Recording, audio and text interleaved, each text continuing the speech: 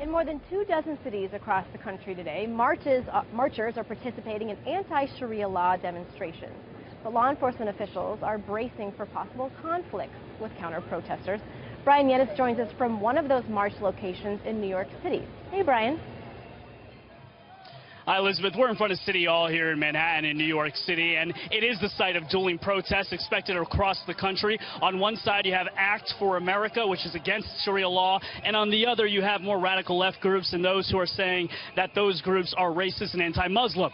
Right now, we just had an arrest, actually, of a protester over here. You can see the NYPD has positioned itself and come in. There's a man that has been tied up by the NYPD. We're unsure if there are going to be any more arrests, but this is the scene that's happening now. Just a few agitators. This is the only arrest we've seen all day. We've been here since 10 a.m. And again, this is a product of what you have when you have these dueling protests. These Act for America group is a large, what they call national security advocacy group, and they're doing protests in 28 cities in 19 states.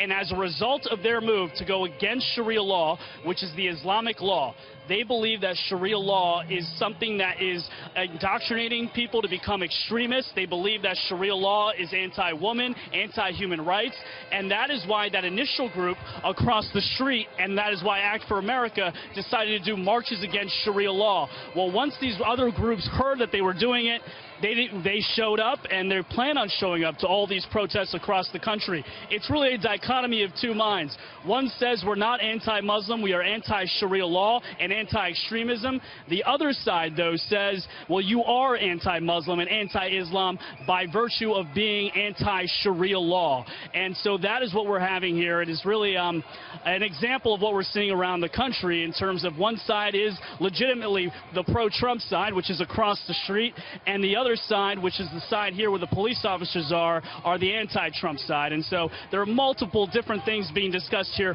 besides Sharia law. Yes, anti-Sharia law, but it's also pro-travel ban and pro-Trump. And on the other side, it's leftist groups and also socialist groups, but also pro-immigrant groups that view the other side as completely racist. And so this is the kind of dichotomy we will be seeing around the country, and the NYPD has been doing a good job, if you can see it. But yeah, we'll keep an eye on it for you guys. Leland?